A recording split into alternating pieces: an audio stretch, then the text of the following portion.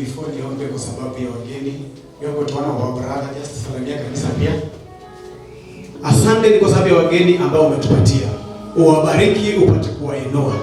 One of us but not from this church and the boys that were called last week.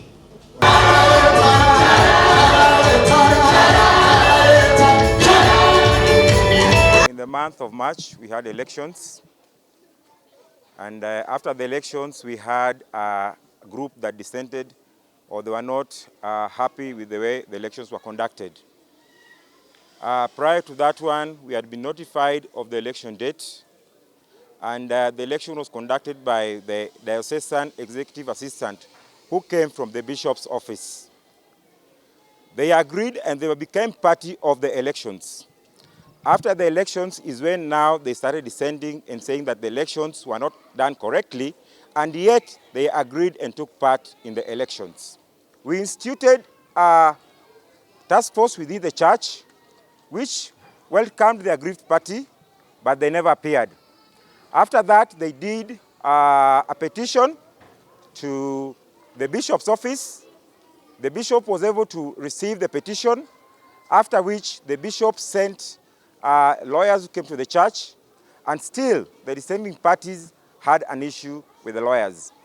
After that, the bishop went ahead and formed a task force of eminent people within Kajiado who were able to, they were very partial to come and hear all the dissenting parties. After that, they still continued, before the task force could finish their work, they still continued to picket, they still continued to cause chaos in the church, they still continued to barricade and infringe the rights of the members of the congregants who just wanted to worship. They were not part of the chaos, but then they just wanted to worship God. As a church, we want to say that we are a very peaceful church. We love all communities. We'll want to work with all communities. But of more importance, the church has laid down procedures. We are a church of order. We are asking all the dissenting members of this church just to follow the right procedures in terms of when we want to address issues within the church.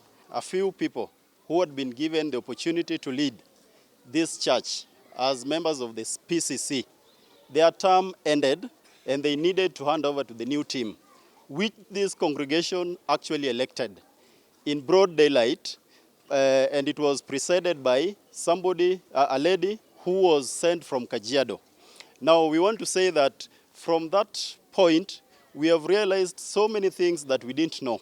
There are people who are ready actually to take the leadership of the church down. But now we as the church, we decided to come to the rescue of the clergy. That is when, actually a number of them who are doing all these things, they are very rich and known here in Kitengela. Roho Mtakatifu ametawala na kutamalaki. Tunashukuru waumini wetu maana wamekuja kwa wingi na wameabudu Mungu kwa roho na kweli.